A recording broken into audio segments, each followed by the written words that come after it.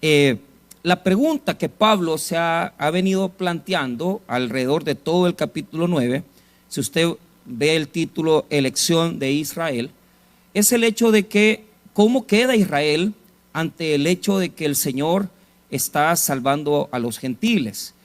Porque si la salvación no es por herencia, no es por condiciones hereditarias, ¿cómo pues entonces Israel se sostiene en la salvación? Es decir, hasta que Jesús vino, Israel pensaba de que su salvación era por ser descendientes de Abraham, cosa que Pablo ha desarrollado en toda la epístola y ha presentado sus argumentos, particularmente en el capítulo 9, de cómo es el hecho de que la salvación no es por herencia ni por descendencia hereditaria. Y eso lo desarrollamos en los primeros versículos, cuando tomamos el versículo número 6, ¿verdad? En adelante. Entonces, planteándonos desde el versículo 6, que nos dice, no es que la palabra de Dios haya fallado. ¿Por qué? Porque en el Antiguo Testamento, en el libro de Génesis, Dios le prometió a Abraham una descendencia, ¿verdad? Y le prometió a Abraham esa condición de mantener esa descendencia. Pero Pablo ya interpretó ese texto de Génesis y nos enseñó que la salvación no es una descendencia natural, hereditaria, sino que es una descendencia espiritual. O sea, somos descendientes de Abraham no porque somos nacidos en Israel, sino que porque tenemos la fe de Abraham, que es el hecho de que Abraham creyó a Dios en fe, ¿verdad? Y por lo tanto nosotros en fe hemos creído en Cristo. Entonces, esos argumentos ya los dilucidamos y hasta aquí hemos estudiado la elección. Diga conmigo, la elección. La elección incondicional. Dígalo conmigo, elección incondicional. ¿Por qué? Aprendimos a través de la metodología de Pablo, que Pablo ya usó 3 textos. Fíjese bien, utilizó en primer lugar, aprendimos que utilizó el libro de Génesis. Diga conmigo, los patriarcas. Ahí están los patriarcas de Israel. Después utilizó el libro de Éxodo. Mire bien, ¿qué podemos encontrar ahí? Digamos, con todos juntos, la ley, digamos la ley. O sea, los patriarcas, la ley, y ahora va a usar los textos de los profetas.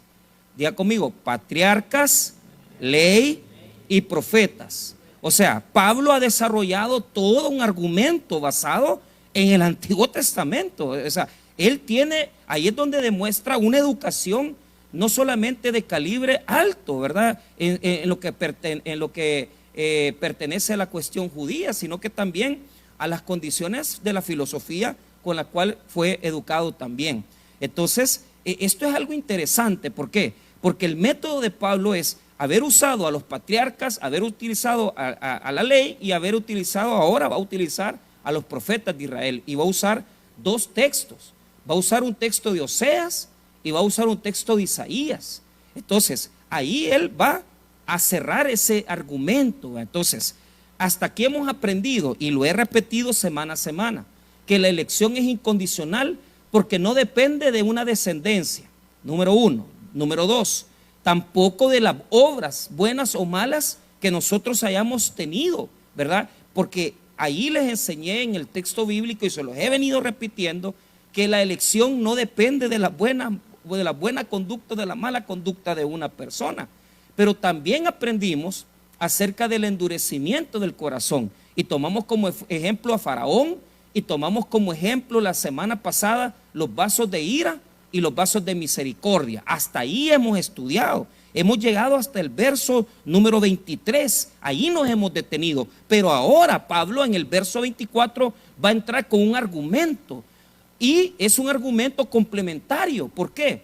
Porque lo que está queriendo explicar Pablo es que la puerta de salvación está abierta para judíos y para gentiles. Vaya, entonces, pastor, si ya me explicó que la salvación no es por herencia, entonces, ¿cuántos judíos se van a salvar? Eso es lo que va a responder Pablo ahorita. ¿Cuántos judíos se van a salvar? Dígame, y dígalo conmigo, los que han creído en Cristo. Esos son los que se van a salvar. No se van a salvar los que han nacido en Israel. Ellos solo por ser judío y descendiente de Abraham, no se van a salvar. No va a ser así. Yo tengo un buen amigo, Gustavo Handal, es nieto de don Chafik Handal, que en paz descanse. Y Gustavo ha creído en Cristo. Él, claro, es descendiente de Abraham por la línea de Ismael, ¿verdad? Pero Gustavo, por ejemplo, siempre me escribe. Él es muy amigo también del pastor Carrá, de la, ¿cómo se llama? De la iglesia de Cefad. Entonces, Gustavo y su esposa, Subia, son grandes amigos míos y de mi esposa. Entonces, yo les tengo un gran aprecio porque se congregaron conmigo cuando estábamos viviendo en Usulután. Y siempre Gustavo me escribe. Ahora, ¿cómo Gustavo se iba a salvar?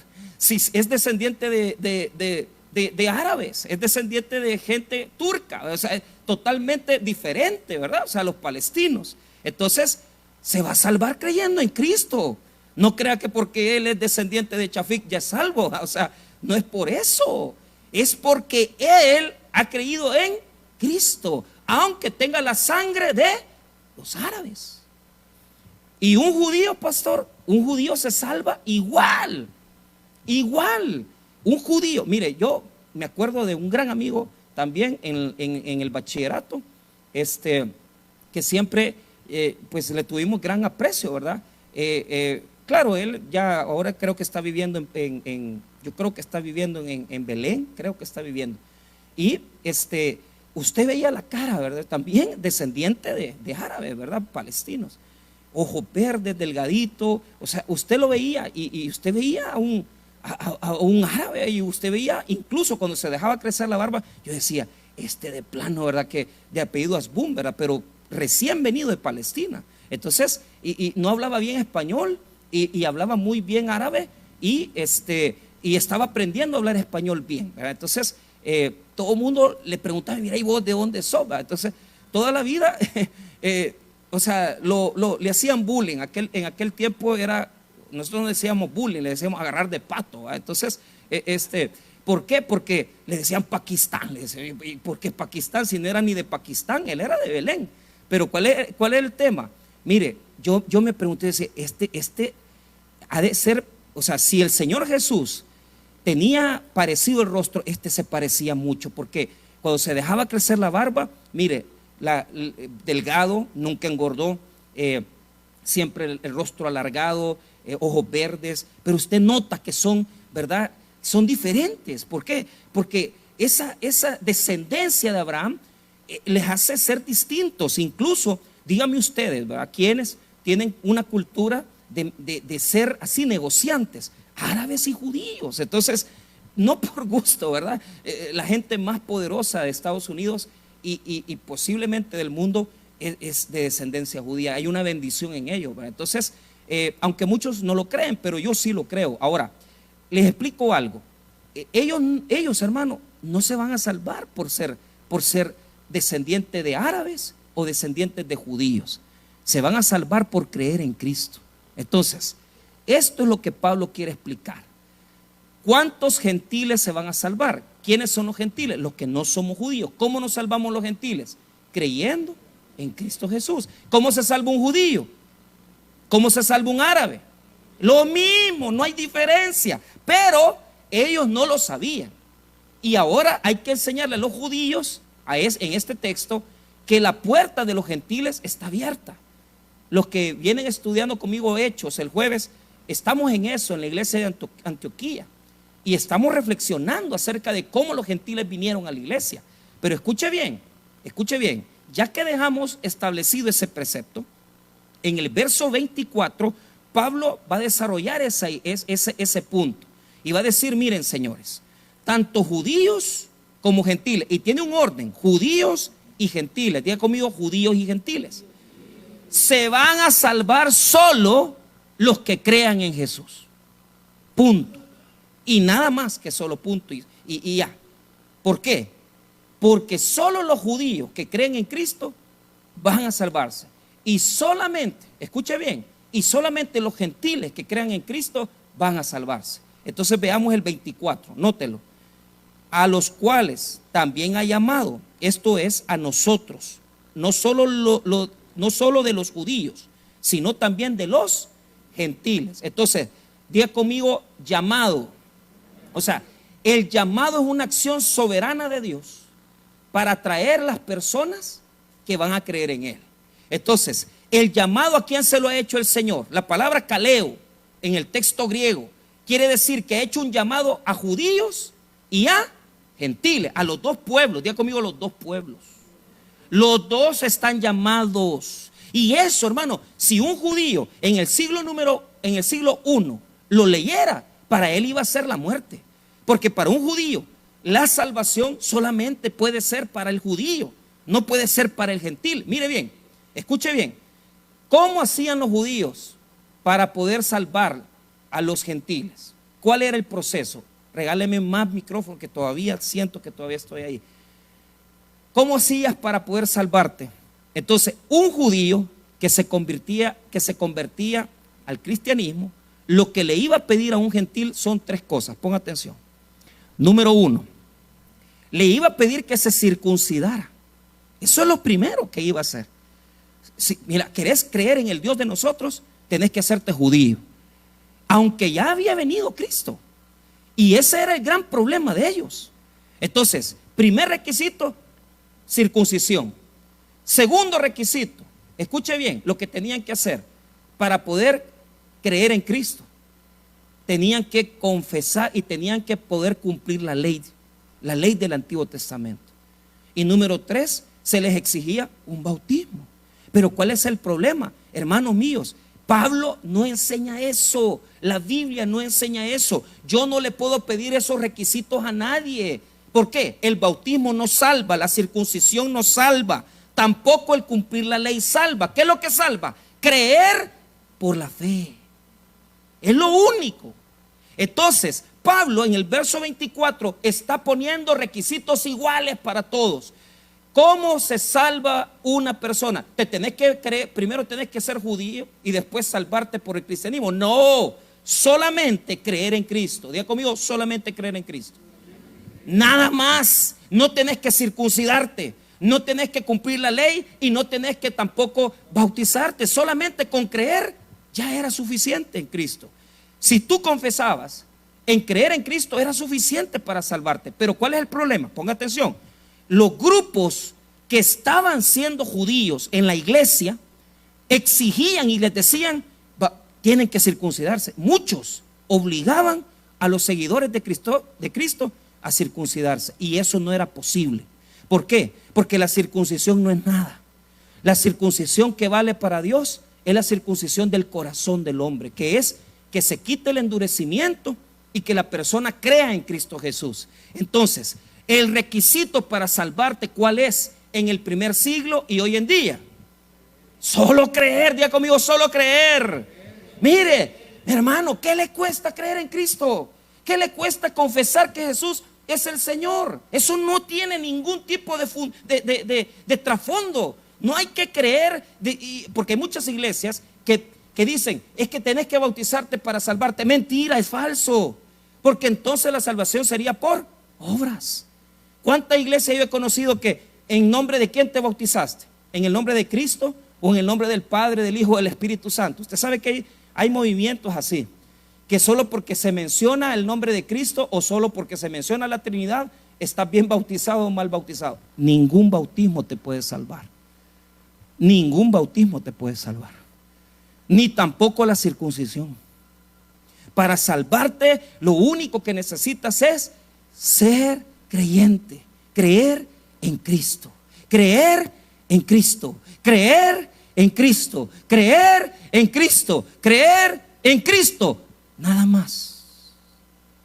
Y cuando yo creo en Cristo, diga conmigo, se bota la barrera. Judíos, árabes, gentiles, todos pasamos a ser hijos de Dios. ¡Ey, qué poderoso! Mire conmigo Efesios 2, mire Efesios 2, capítulo 2, versículo número 11. Mire cómo Jesús, a través del sacrificio de Cristo, se ha hecho un solo pueblo. Somos un solo pueblo. No hay tal diferencia, que aquí están los judíos, aquí están los gentiles, aquí están los palestinos, nada. Todos somos Todos somos creyentes en Cristo Jesús. La cruz es la que reconcilió a los pueblos. La cruz es la que nos ha unido a Dios. La cruz es la que nos ha hecho un solo pueblo ante los ojos del Señor. Efesios 2:11, ¿lo tiene? Vamos a hacer una lectura rápida, pero con reflexión. Mire lo que dice Efesios 2:11.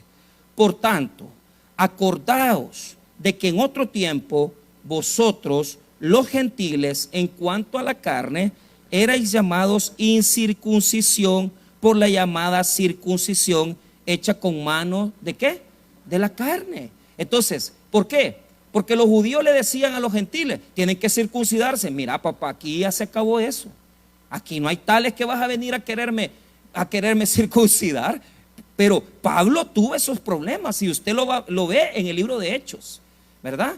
Que por seguridad tenía que venir y circuncidar a ciertas personas, porque en ese tiempo el judaísmo exigía eso. Ya eran cristianos, pero ya ellos querían exigir algunas obras, y una de las obras es circuncidarse, otra obra es cumplir la ley. No, no vas a salvarte así, solamente creyendo te vas a salvar. Entonces, mira el verso 12.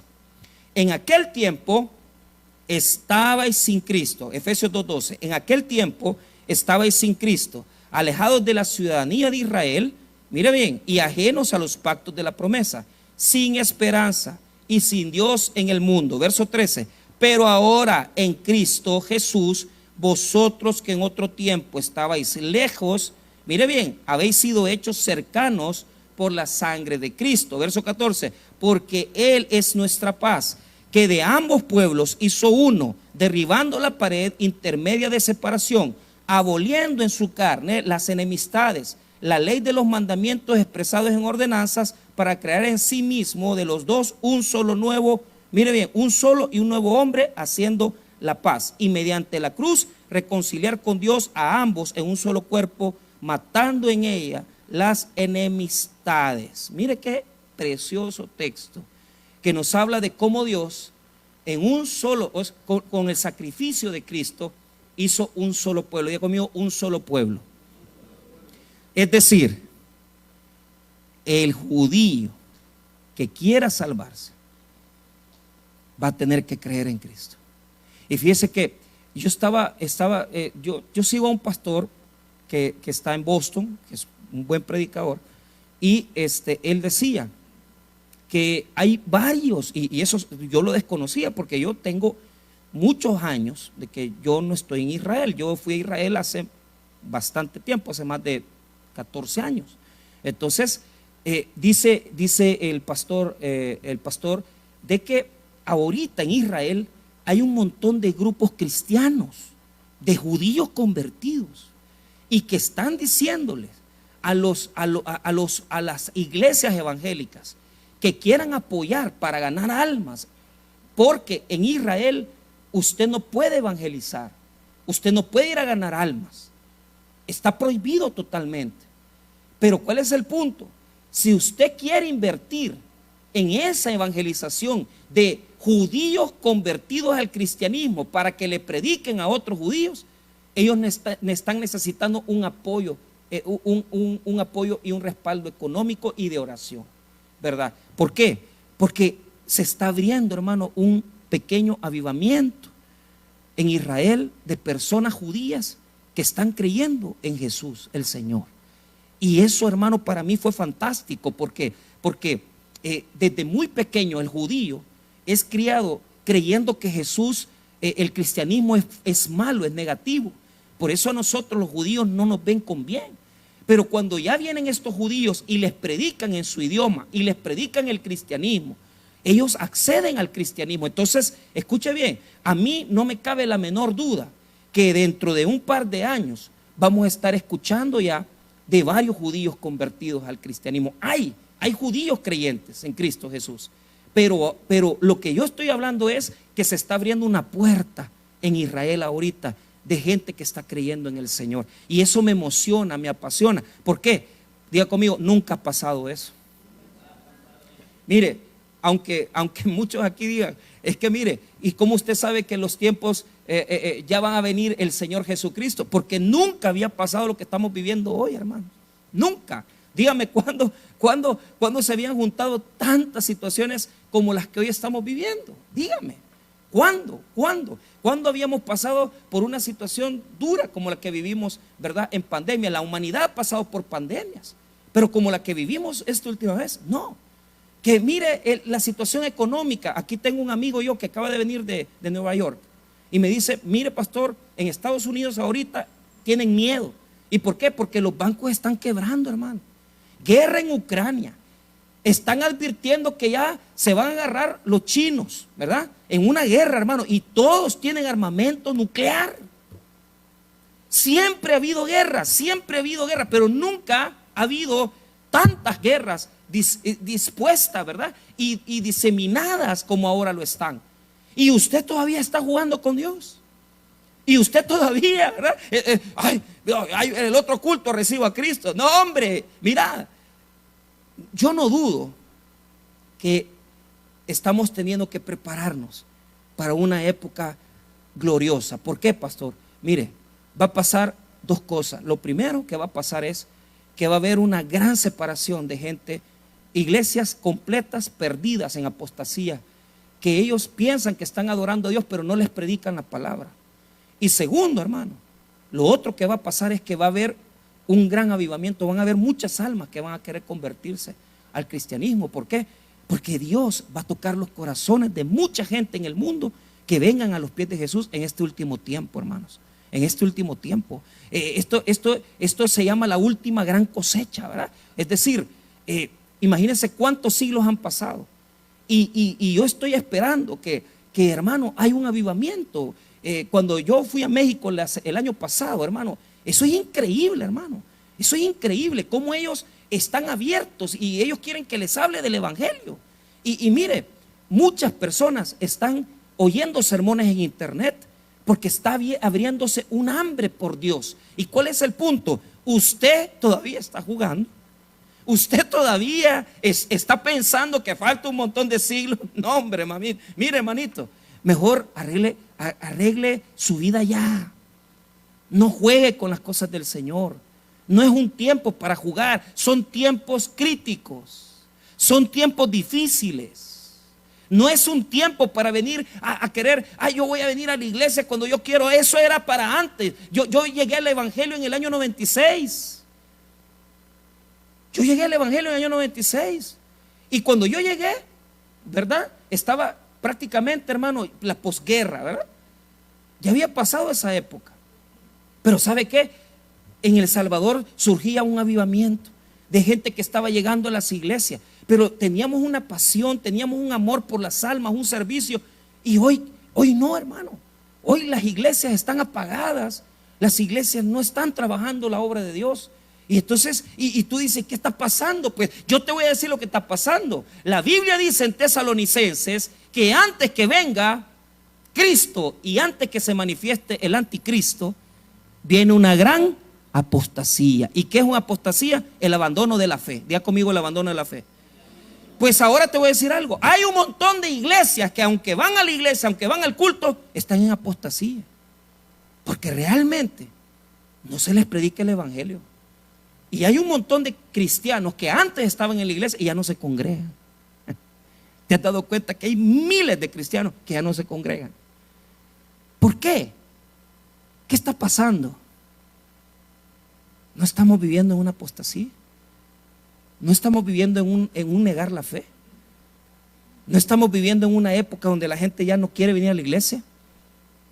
Como que no supieran que aquí, hermano, en la palabra de Dios está la fuente de su vida. Está la fuente de la bendición. Estar expuestos a la bendición constantemente. Imagínate, vos venís el miércoles, venís el viernes y la palabra de Dios te expone, te enseña, te hace crecer y te ilumina tu corazón y te hace ser un mejor creyente. Gloria a Dios por los que buscan la palabra. Gloria a Dios por los que anhelan estar en el culto adorando a Dios. ¿Sabe por qué? Porque tienen hambre de la palabra. Y esa gente está preparándose. Porque no son tiempos fáciles, son tiempos difíciles, son tiempos complicados. Pero cuando venga lo más difícil, si usted está comiendo Biblia, usted va a estar preparado para lo que sucede en este mundo. Cuando a mí me dijeron, tenés que cerrar la iglesia, hermano, por Dios, jamás en mi vida a mí se me hubiera podido ocurrir eso. Y mire, y no dudo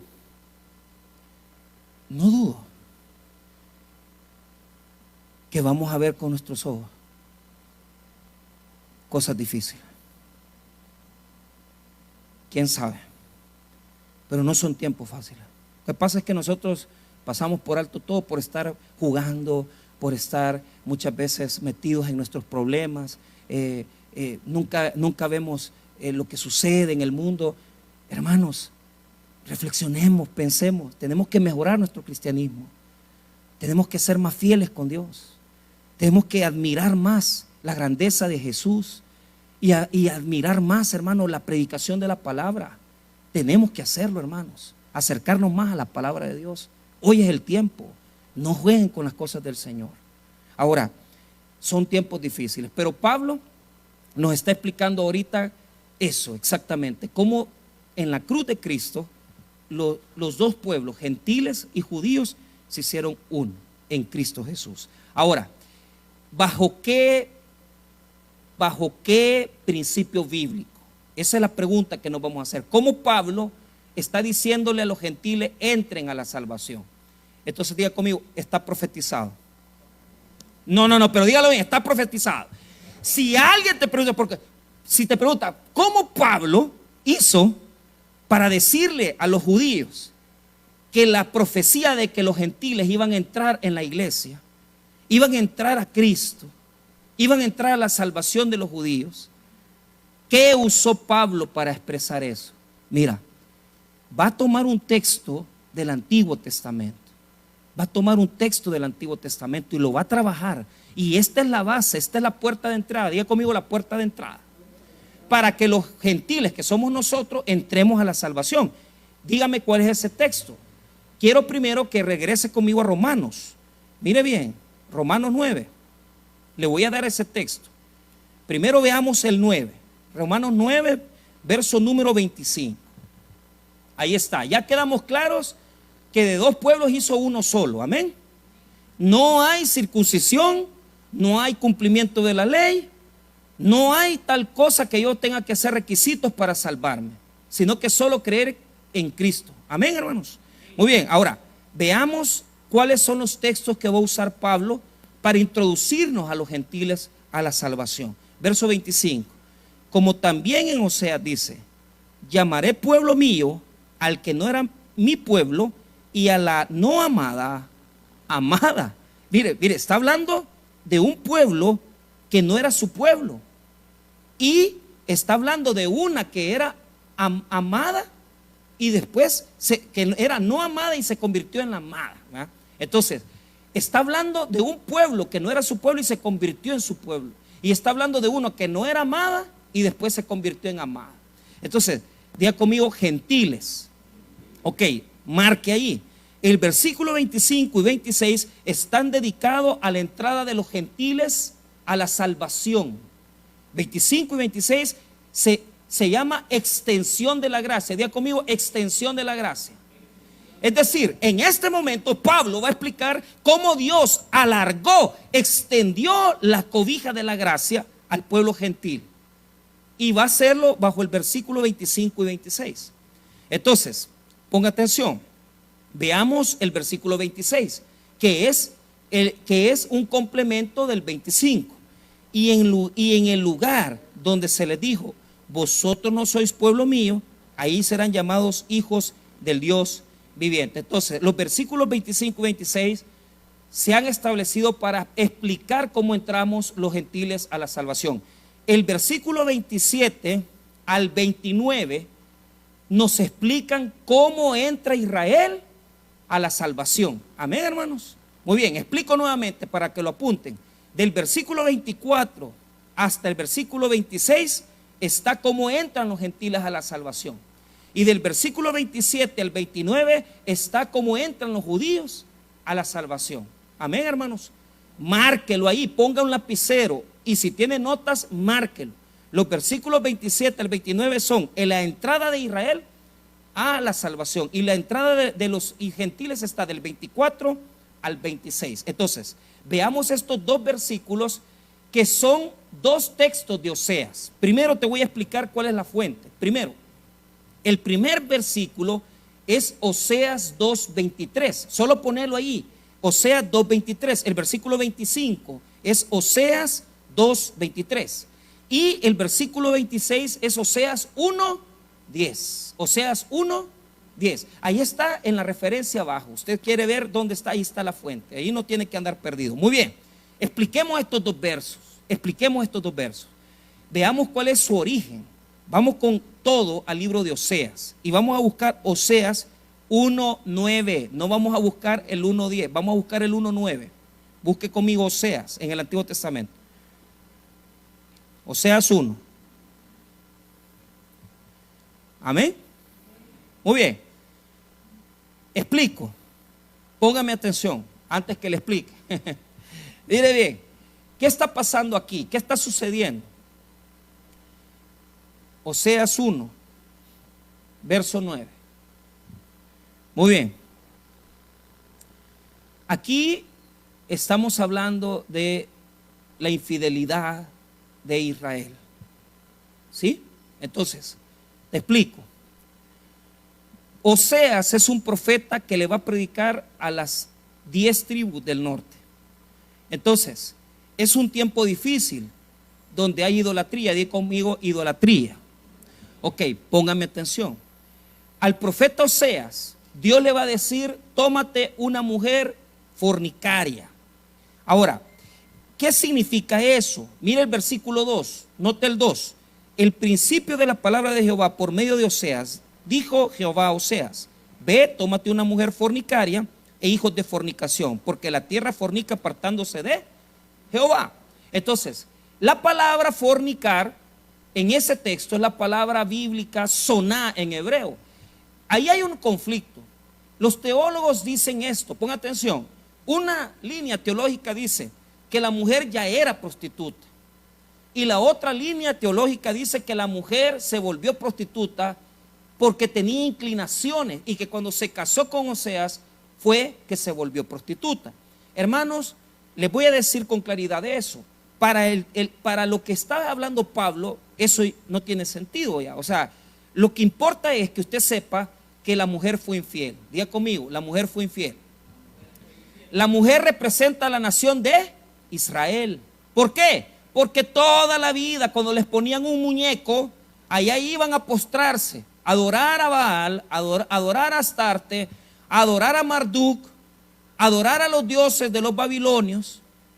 Esta gente era adoradora de imágenes, era adoradora de ídolos, y Dios le repugnaba. ¿Por qué? Porque en la ley les había dicho: señores, no tengan otros dioses ajenos, no tendrás dioses ajenos delante de mí. Y segundo, no te harás imagen de nada de lo que está en el cielo ni en la tierra. Entonces el pueblo era idólatra. Entonces, la infidelidad, el adulterio en el Antiguo Testamento, diga conmigo, es espiritual. Toda aquella persona que adore a Dios y adore a otros dioses es adúltero. ¿Por qué? Dios ve con desagrado la infidelidad. Él pide que lo ames solamente a Él. Pero cuando tú pones otros ídolos, ojo con esto, la idolatría en el Antiguo Testamento era de imágenes, pero el día de hoy la idolatría que tenemos es completamente diferente, porque nosotros nos idolatramos a nosotros mismos, idolatramos el dinero, idolatramos las posesiones, idolatramos incluso, hermano, hay mucha idolatría sexual hoy en día. O sea, es una cantidad de pedófilos, es decir, de hombres que buscan niños, abusos sexuales. O sea, es una cantidad de gente que está peleando con ese tipo de pecados, y aún en la iglesia. Entonces, cuando Dios le dice a Oseas: Oseas, necesito que tomes una mujer prostituta, soná en hebreo, prostitución. Esa es la verdadera traducción, ¿verdad? Hay palabras en hebreo para prostitución, gebrias, soná, soné, o sea, es lo mismo, es prostituta. Entonces, ¿por qué? porque lo que quería Dios era esquematizar eso. Para muchos teólogos esto, hermano, puede ser una parábola, para otros es algo histórico. Eso a nosotros no nos compete. Para mí Dios le dijo al profeta: ve y tómate una mujer y ten hijos de fornicación. ¿Cuál es el problema? Que los 3 hijos que va a tener, diga conmigo, 3 hijos, los 3 hijos son hijos de otros hombres. Los 3 son hijos de otros hombres. Y el nombre de cada hijo representa la infidelidad. Entonces, el primer hijo no se va a nombrar, porque no es eso lo que le interesa a Dios. Se va a nombrar solamente los últimos 2, pero el peor es el tercero, el nombre del tercero. Y los vamos a poner en orden. El nombre del primer hijo, verso 4. Mire lo que dice, verso 4. Y le dijo Jehová: ponle por nombre Jezreel, porque de aquí a poco yo castigaré a la casa de Jehú por causa de la sangre de Jezreel. ¿Qué significa Jezreel? ¿Qué significa Jezreel? Es una palabra, es sembrar, diga conmigo, sembrar. ¿Por qué? Porque todo lo que el hombre sembrare, eso cosechará. Entonces Jezreel no es el nombre que vamos a usar. Veamos el verso 6, ahí está el segundo nombre.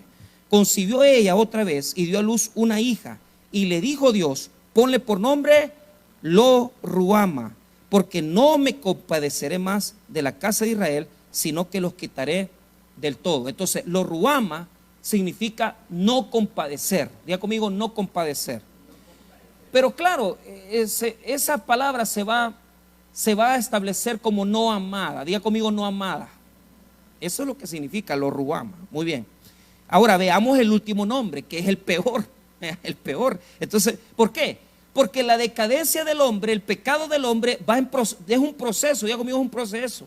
O sea, tú comienzas sembrando maldad y vas a cosechar las consecuencias. Jezreel. Y sigues. ¿Y qué va a pasar después? Vas a amar el pecado y lo vas a amar mucho.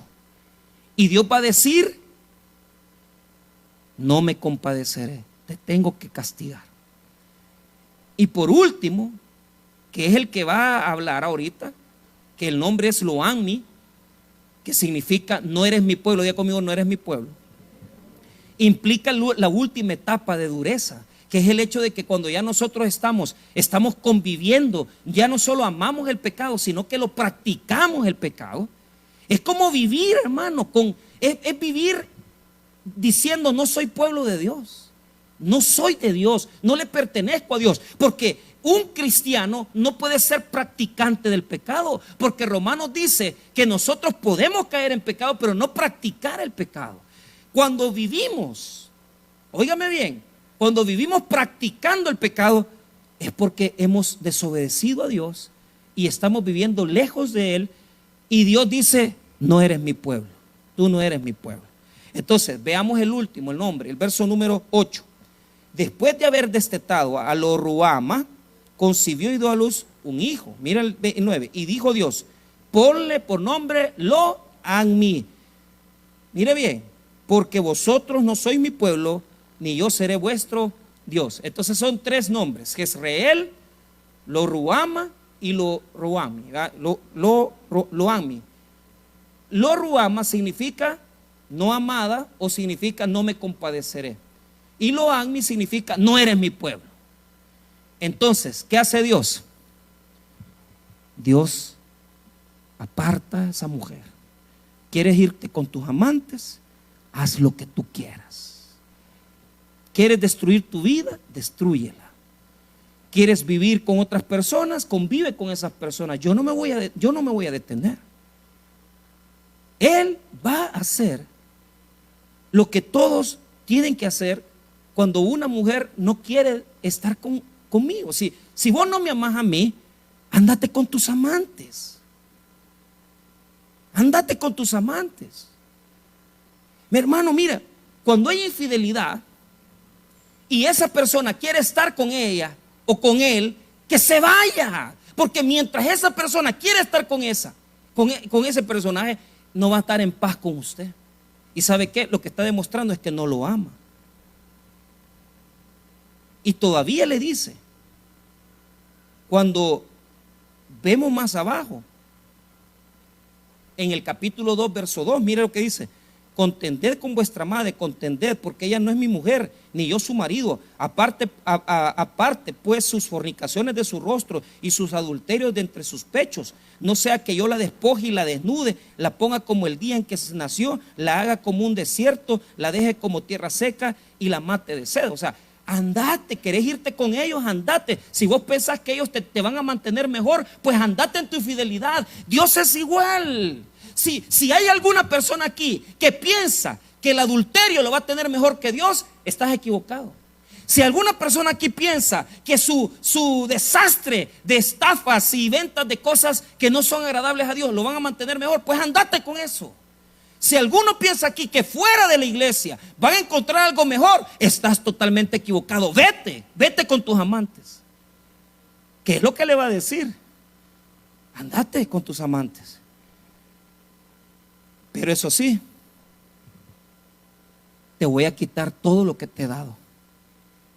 Mire lo que dice el 2, verso 7. Seguirá a sus amantes y no los alcanzará, los buscará y no lo hallará.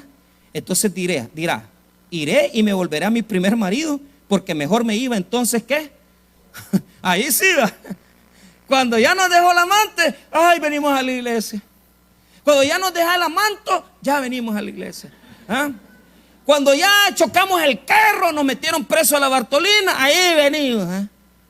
Ahí estábamos con el pastor Samuel en la Bartolina. Y es que increíble, porque el muchacho estaba esperando. Ay, ahí viene, ya vienen a predicar, dice, hasta sacó la Biblia. Lo que es, él pensó que yo le iba a decir, ya vas a salir. No, ya no le gustó, ya no decía amén. Entonces, ¿por qué? Son cristianos los que están ahí. ¿Qué van a hacer qué están haciendo los que están allí presos en la Bartolina? Rogándole a Dios, sacame y voy a la iglesia. Ahora sí va. Ahora que ya estás topado al cerco, ahora que ya estás contra la pared, que estás en un hospital, ahora sí quieres venir al culto. No, hermano, óigame bien, que no sea necesario pasar por una pena, que no sea necesario pasar por una hecatombe económica, que no sea necesario estar hospitalizado ni en una Bartolina. Nosotros tenemos que venir a la presencia del Señor y adorar a su culto siempre porque le amamos a Él, hermano. Así de fácil, nos vaya bien o nos vaya mal. Pero en la infidelidad, que cuando nos va mal, demostramos que nuestros amantes nos quieren o nos mantienen mejor que nuestro Dios. Jamás tus amantes te van a mantener más que el Señor y mejor que el Señor. Nada mejor que estar en su presencia, nada mejor que estar en su casa. Le pertenecemos a Él. Que no sea necesario que nos vaya mal, que Dios nos quite todo para venir a la casa de Dios. Eso sí, los que ya hemos pasado por el desierto sabemos que el mejor lugar es aquí, porque ya fuimos a sufrir, hermano. Ya sabemos qué es sufrir. Y por eso no nos despegamos de Dios, porque sabemos que sin Dios no hay esperanza en este mundo, hermano. Yo por eso no me muevo. Yo por eso, pastor, ¿y por qué predica? ¿Y por qué siempre está predicando? Te voy a decir por algo.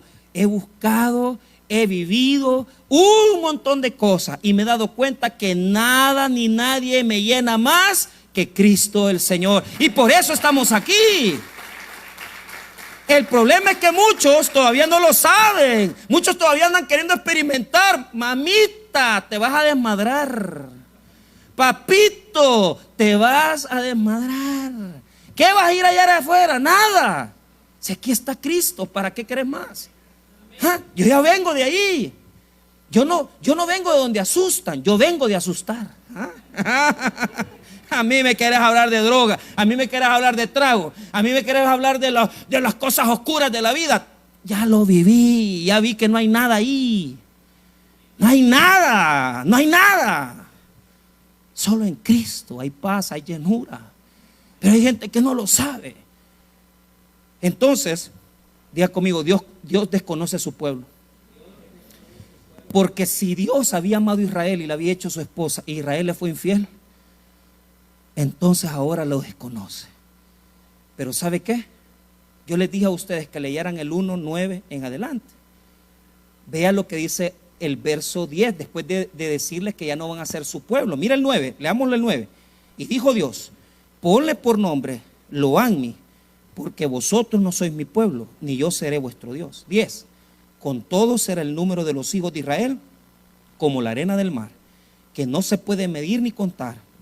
Y en lugar en donde les fuere dicho, vosotros no sois pueblo mío, les será dicho, sois hijos del Dios viviente. ¿Qué está diciendo?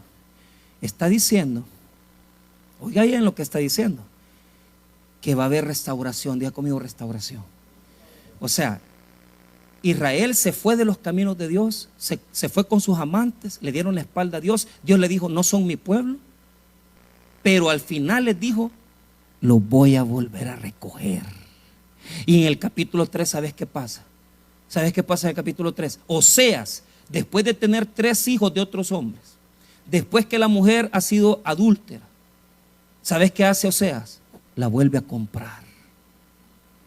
Ese es Dios, que aunque nosotros pecamos una y otra vez, Él nos vuelve a dar otra y una más oportunidad.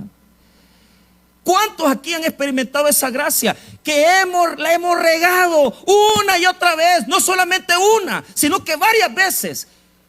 Antes yo pensaba que Dios solo 3 veces perdonaba. Pero ¿sabes qué? Me he dado cuenta que aunque yo me he equivocado varias veces, Él siempre ha tenido misericordia de mí. Y cuando yo lo busco y le pido perdón, Él me recibe. Y cuando Él me dijo, ya no eres mi pueblo, ahora me dice, ahora eres mi amado, ahora eres mi pueblo, porque has reconocido que sin mí no son nada. Israel le pasó eso. Y después que los desconoció como nación y llegaron a ser como paganos, porque se volvieron idólatras, hermanos, peor que los paganos, Dios los perdonó. Diga conmigo, Dios los perdonó. Y ahora está dispuesto a decirles amados, y está dispuesto a decirles mi pueblo. Vos me diste la espalda, te fuiste de mí, pero ahora te voy a perdonar. Ahí se lee el otro versículo que ocupó Pablo. Mire el 2:23. El 2:23. Ahí hay un cambio, diga conmigo un cambio. Después de ser no amado y después de ser no pueblo, ahora viene a ser amado y viene a ser mi pueblo. Mira el 2:23. Y la sembraré para mí en la tierra, y tendré misericordia de lo Ruama, y diré a lo Anmi, tú eres pueblo mío, y él dirá, Dios mío. Pero ya después de ese Dios mío, es después que nos han azotado. Ese Dios mío es después que hemos aprendido, hermano, en el desierto, que sin Dios no somos nada. Eso es después, hermano, que hemos sido infieles. Le hemos dado la espalda a Dios, hemos sufrido, pero ahora reconocemos que solo Dios es nuestra esperanza. Entonces, ¿qué dice Pablo? Si Israel, que llegó a ser no pueblo de Dios, Dios lo perdonó y lo hizo pueblo otra vez, este texto es también para los gentiles. Y eso demuestra que si las naciones paganas gentiles buscan al Señor, Dios les va a dar el perdón y los va a hacer su pueblo y los va a hacer suyos otra vez. Y aquellos que no eran su pueblo van a venir a ser su pueblo. Esto se lo aplicó primero a Israel, pero ahora se lo aplica a los gentiles. ¿Por qué? Porque Israel en su desobediencia llegó a ser peor que los gentiles. Y Dios los perdonó.